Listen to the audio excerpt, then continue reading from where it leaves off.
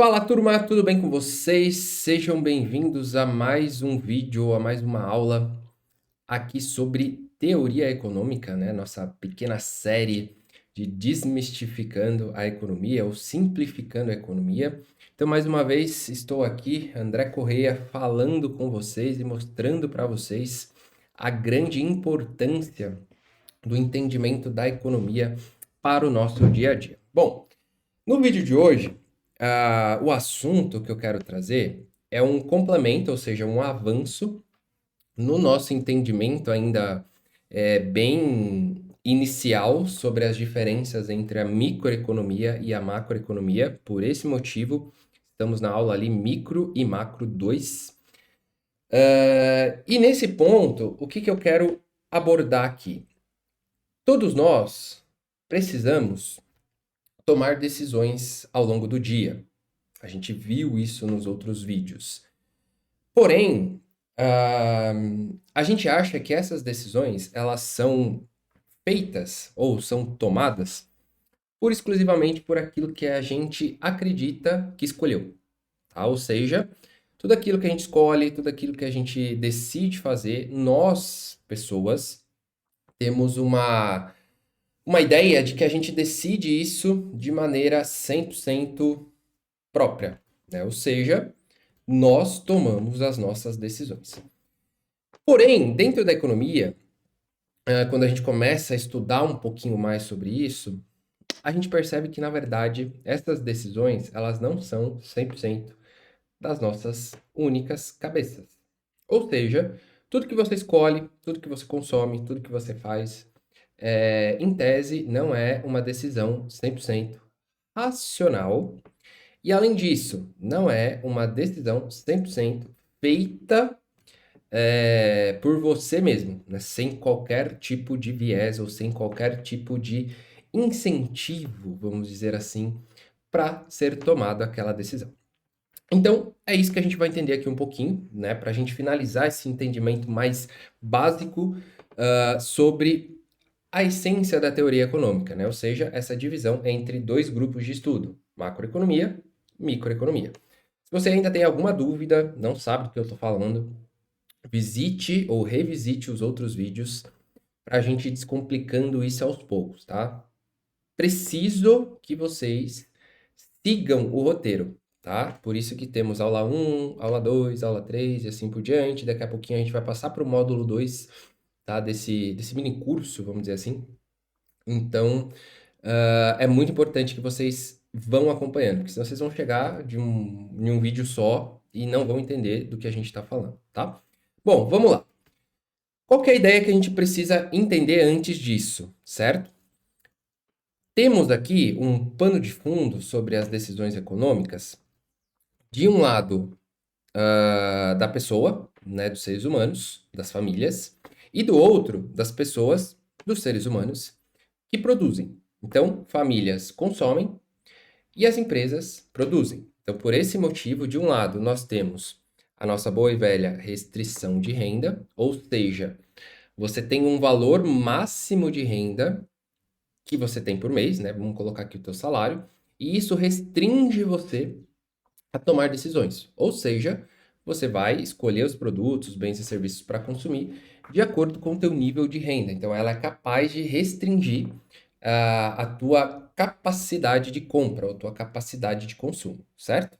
Por outro lado, seguindo a mesma lógica, se as empresas querem produzir, o que restringe a quantidade a ser produzida, né? O que a gente chama de capacidade produtiva. E essa capacidade produtiva é determinada por um carinha ou por alguns carinhas chamados de fatores de produção, certo? Então lá dentro a gente tem algumas coisas.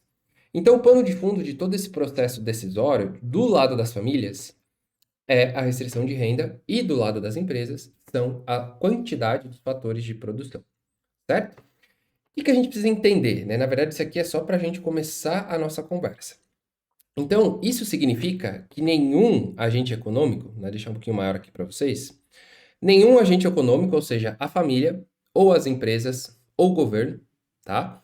Decide, vamos dizer assim, em terreno infinito. Ou seja, eles precisam tomar decisões baseado em suas restrições, cada um na sua. Como eu falei, as famílias têm renda limitada, aliás. Esta limitação de renda, ou seja, o valor do teu salário, o valor que você tem por mês ali, né, limite, faz com que o teu consumo seja limitado pela renda. As empresas possuem uma limitação dos fatores de produção: terra, capital, trabalho e tecnologia. E os governos, né, a gente não falou ainda muito de governo, eles vão entrar um pouquinho mais à frente aqui na nossa lógica, mas o governo também é um agente, né, econômico, e como governo ele tem uma restrição relacionado ao orçamento governamental e também à capacidade política, ou seja, de articulação, de criação de ideias, né, de ter ali as suas propostas, vamos dizer assim, elaboradas, certo? O resultado disso, pessoal, vou colocar em vermelho aqui para vocês, é que as escolhas nunca serão ou nunca são totalmente livres. Sempre envolverão uma restrição e ou um sacrifício. Nesse sentido, a gente viu que existe um trade-off e um custo de oportunidade. Só que além disso, por trás de todo esse contexto, a gente tem uma ideia muito presente no nosso processo de decisão que está relacionado ao comportamento ou a questões mais emocionais, que tira a racionalidade matemática, né, vamos dizer assim, de tomar decisões mais efetivas, mais direcionadas. Então vamos entender como que esse negócio funciona dentro do nosso contexto aqui de entendimento final, tá? Então, o que que significa? Vamos imaginar que esse quadradinho azul aí é a nossa realidade, né, do aspecto material do objeto, ou seja, é o que eu tenho de tomada de decisão. A gente pode resumir desse formato, tá? Então, esse azul é a decisão que eu preciso, ou que eu tenho que tomar, ou que está ali no meu escopo, seja de consumo, por lado das famílias, ou seja de produção, por lado das empresas, certo? Eu tomo essa decisão baseado em aspectos econômicos, aspectos sociais, demográficos, geográficos, históricos e políticos. E isso é uma via de mão dupla, né? Como vocês podem ver aí nas dinâmicas das setinhas que estavam antes de eu colocar essas novas. Então, o que que acontece? Além de todas elas influenciarem a minha decisão, elas também se auto-influenciam. Então, o aspecto social influencia no aspecto demográfico, influencia no geográfico, no histórico e assim por diante, tá? Então, é toda uma mistura de contextos, de visões e de posicionamentos, né? A gente pode dizer assim também, e de informações, né? Muita informação que a gente tem, que está por trás de todo o nosso processo decisório, que muitas vezes a gente acredita que é 100% racional, ou seja, você mesmo decidindo por você, mas que na verdade não é, né? A gente tem toda essa galera ou esse movimento sendo feito, tá?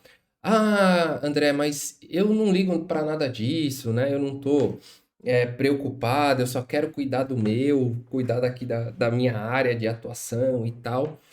O que que isso influencia? Pessoal, tudo. Por quê? Porque aqui a gente está falando do ambiente que a gente vive. Então, se é o ambiente que a gente vive, não importa se eu gosto ou não, não importa se eu sou ativo no sentido de ir atrás de informações, de conhecimento, de estar ali 100% atualizado, né? Vamos colocar esse termo, ou não. Isso vai me influenciar de algum jeito. E aí a gente viu também que se eu não tomo decisão, alguém toma por mim. E agora esse negócio fica um pouquinho pior. Por quê? Além, vamos pensar a pessoa que não toma decisão. Então, além de ela não tomar decisão por ela e tomar pelos outros, a decisão, né, ou as decisões que os outros fazem ela tomar também não saem pura e exclusivamente da cabeça do outro. Então, você pode gostar de uma pessoa e tal e dizer assim, ah, vai lá, escolhe para mim, enfim. Aquela pessoa, ela não vai escolher por ela mesma. Ela está influenciada por esse contexto, tá? Então, a gente tem aí uma triangulação muito séria e eu preciso entender como esse cara funciona, tá? Para eu me encaixar melhor. A gente não consegue anular, a gente consegue entender e trabalhar, né, melhor isso e efetivamente ter um resultado mais positivo para aquilo que a gente deseja, tá? Então vamos lá. Isso aqui nada mais é do que um desenho do nosso contexto, tá? Para a gente entender como que as coisas funcionam. Então, o que que significa, tá, tudo isso que a gente está falando? Nós temos ali uma teoria clássica da economia, né, que supõe que todos nós indivíduos, ou todos os agentes econômicos, eles tomam decisões 100% racionais, tá? E essas decisões 100% racionais, elas visam uma única coisa, né, que é a maximizar o teu resultado. Ali a gente tem maximizar utilidade e lucros. Nesse sentido, o que que acontece? A gente vai sempre buscar o melhor resultado possível. Essa é a lógica que a teoria econômica clássica ela traz para a gente, né? Que todo ser é racional e essa racionalidade faz com que ele busque sempre o melhor resultado. Essa visão ela foi quebrada, né, pelo conceito que a gente chama na economia de racionalidade limitada. Ou seja, eu sou racional até uma certa medida. Eu tomo decisões maximizando o meu resultado, né, de utilidade e lucro, mas até uma certa medida, tá? E por que que isso acontece? Porque dentre esses aspectos ou esses agentes que influenciam na economia, as informações são incompletas. Então, alguns têm informações de mais, outros têm informações de menos. Então, a gente tem ali uma diferença entre o que cada um conhece, o que cada um sabe, aquela simetria de informações. Além disso, o cérebro humano, por si só, ele tem limites cognitivos, ou seja, eu não consigo ser racional o tempo todo, 100%, tá? É uma questão fisiológica. Então, o cérebro humano, ele próprio tem essa limitação de ser racional 100% do tempo, ok?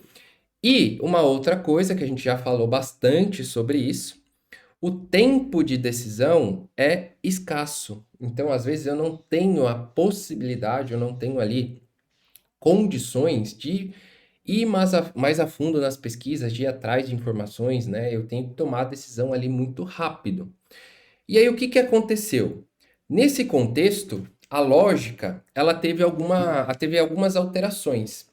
Então, em vez de maximizar, né, o resultado, vamos dizer assim, as pessoas muitas vezes procuram apenas a satisfação, ou seja, escolhem uma opção boa o suficiente e não a ótima. Que sentido é isso? Maximizar a nossa saúde, treinar todos os dias, por exemplo. Então a gente está maximizando a nossa saúde, tá? 100% racional, todo mundo precisa fazer isso. E aí por que que algumas pessoas não fazem? Aí entra para a lógica que não é 100% racional a tomada de decisão. Então, ao invés de eu ser racional e fazer a atividade todo dia, que faz bem, que melhora, eu faço apenas 3 vezes na semana. Por quê? Porque isso me satisfaz. Então, eu escolho uma opção boa o suficiente, ou seja, vou treinar 3 vezes na semana, que já tá bom o suficiente. Eu já comparo isso num contexto de que a maioria das pessoas não fazem nem 3 vezes, nem 3 dias de exercício, certo? E aí eu me satisfaço com essa condição. Não é a melhor, racionalmente falando, mas eu tenho ali um contexto de me sentir tomando uma decisão boa o suficiente, certo? Um outro exemplo disso é esse que está aí para vocês na tela.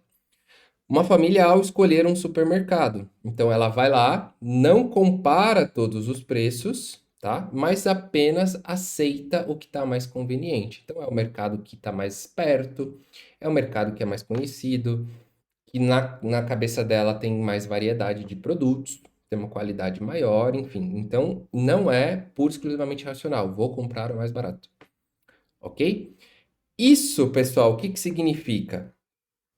Numa conexão geral da microeconomia com a macroeconomia, a gente tem que, no agregado, ou seja, as minhas pequenas decisões, separadamente no dia a dia, quando eu junto todas elas, ou seja, essas milhões de escolhas, elas acabam, né, distorcendo o mercado. Por quê? O mercado ele precisa, o grande objetivo da teoria econômica ou da microeconomia é deixar o mercado na sua plena capacidade, ou seja, na melhor utilização de recurso.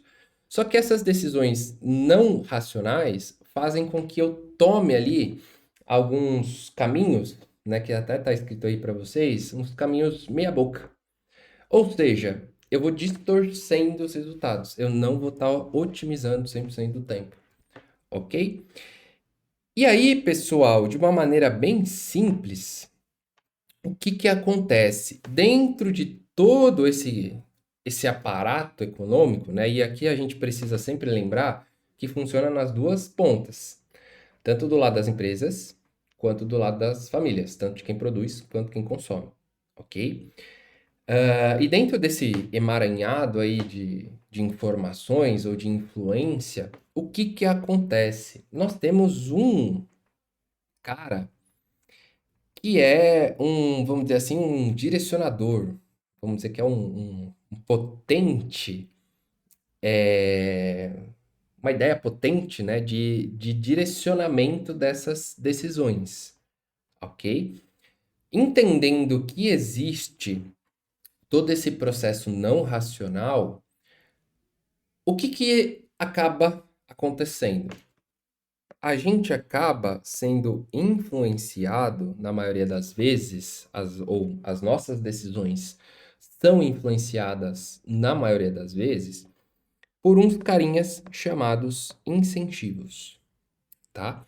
E esses incentivos, pessoal, ele tem ali um direcionamento muito específico. Por quê? O que é incentivo para uns pode não ser incentivo para outros. Então, essa lógica, ela diz para a gente o seguinte: se as decisões não são totalmente racionais, né, ou seja, eu não faço apenas decisões racionais, os incentivos acabam sendo a bússola que molda nossos comportamentos. É aqui que surgem as promoções, é aqui que surge as negociações ali de parcerias, de sociedade nos negócios, aqui que existe o nível de compra que você tem, né? Aqui influencia o quanto de sacrifício você está disponível a, a fazer, né? Você está disposto a fazer para aumentar o teu salário, para poder consumir determinadas coisas, ok?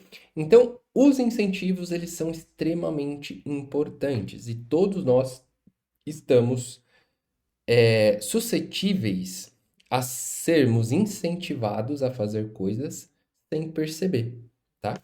Então, por exemplo, vamos pegar aqui no mercado, um preço baixo incentiva você a consumir, né? Você pode até fazer um exame de consciência aí, e tal, teu mesmo ou de alguém próximo, que fala assim, vou comprar porque tá barato. Não, mas você não precisa. Mas tá barato, vou comprar, que é vantajoso, tá? Porque tá valendo a pena. E você nem precisa, tá? Outra coisa, um salário mais alto atrai mais trabalhadores. Então, se uma determinada função, um determinado mercado está pagando mais, as pessoas tendem a querer trabalhar naquele mercado. Juros baixos estimulam o crédito. Aqui a gente tem um grande ponto que envolve, né, um indicador que a gente costuma acompanhar bastante, que é a taxa Selic. Então, Selic é o juros básico da economia, ou seja, todo mundo, ou todos os títulos públicos, são referenciados pela Selic, né? Todas as taxas de juros, aliás, são referenciadas pela Selic, porque a Selic é a taxa que remunera os títulos públicos. Então, quando eu quero aumentar o consumo, né? Vamos pensando aqui na lógica do governo, quando quer aumentar o consumo, quando quer diminuir o consumo, esse cara ele mexe lá na Selic, tá? Então aqui tá essa lógica. Quando eu falo de política pública, então o Bolsa Família tem um incentivo, ou ele busca incentivar a permanência das crianças na escola. Impostos sobre cigarro, visa desincentivar esse consumo. Subsídios agrícola ou agrícolas, tá? Então, eles são estímulos à produção de determinados bens. Mas qual que é a lógica? Aqui tem alguns exemplos, mas o que que você precisa entender? As pessoas, né, elas sempre responderão aos incentivos, mesmo que elas não saibam, mesmo que elas pensem que não estão. Então a gente costuma pensar que as nossas decisões são por nós mesmos, que a gente não é influenciável. Mas todo o contexto econômico faz com que a gente, todos os dias, seja influenciado, ou nós somos influenciados todos os dias, querendo ou não. A questão é, quanto antes a gente aceitar que isso acontece, melhor a gente consegue organizar as nossas ideias e, consequentemente, tomar decisões melhores. Ninguém está protegido disso, tá? É extremamente importante que você entenda, certo? Beleza. Dito isso, né? O que que acontece? Do lado das famílias, que é o nosso ponto mais focal aqui, né? Que a gente vai sempre estar mais voltado para esse entendimento. Eu tenho uma restrição de renda, ou seja, eu vou ter esse meu ponto de consumo máximo, que é meu salário, né? Vamos chamar de salário, a nossa restrição de renda. E se eu pegar a minha restrição de renda e juntar com os incentivos, o que que vai acontecer? Eu vou tomar decisões que a gente chama de imperfeitas. Vamos entender como é que isso funciona. Imagina que uma família tem uma renda aí de R$ 3.000 e escolhe gastar parte dessa renda em consumo imediato. Por que que escolhe? Porque ela toma a decisão de gasto. Então, o que que é o consumo imediato? Aluguel e comida, basicamente.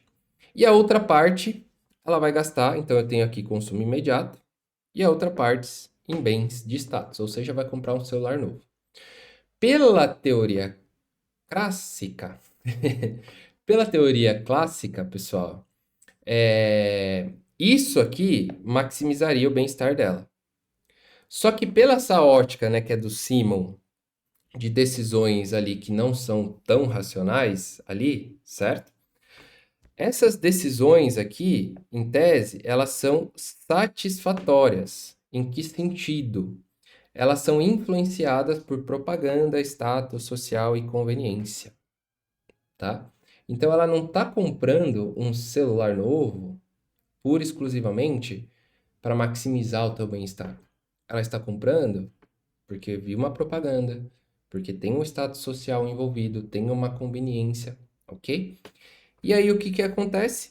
Quando o governo altera os incentivos, por meio de juros, impostos, subsídios e tudo mais, essas escolhas mudam em massa. Então, por exemplo, se aumentar o imposto do celular, né, vamos dizer assim, essa lógica vai mudar. Então não vai ser mais tão satisfatório comprar um celular, tá? Porque o preço subiu. E aí aqui a gente tem mais uma conexão, né?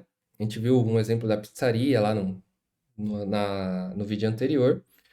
E aqui a gente tem mais um dessa parte da conexão entre micro e macro e aonde afeta o nosso dia a dia, certo? Então, uma pizzaria, por exemplo, que é a parte da empresa, e o consumidor, que é a parte da família, e o governo, estão todos presos no mesmo tabuleiro.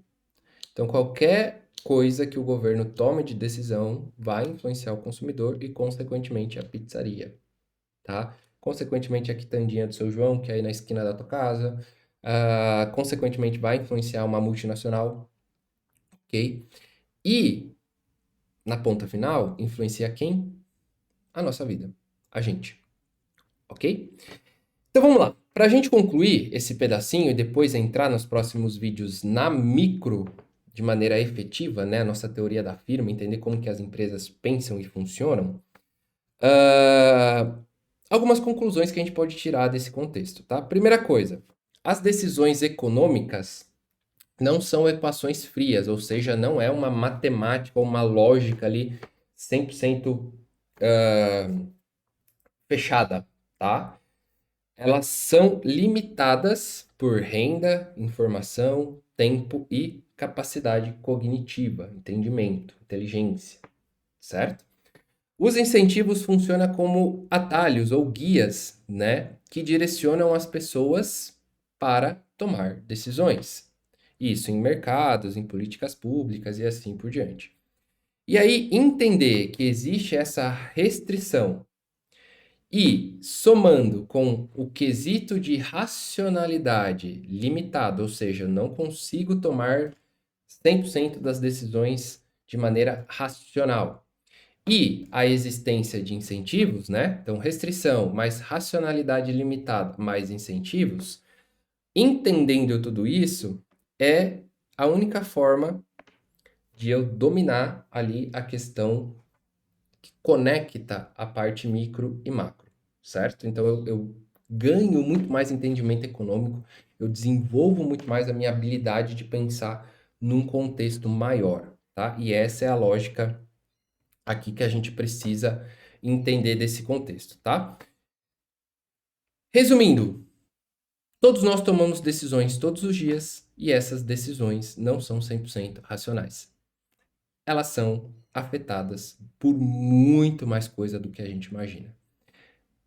Vamos entender depois cada uma delas no aspecto micro, ou seja, na teoria da firma e do consumidor, e no aspecto macro, que é o que envolve todas as firmas e todos os consumidores.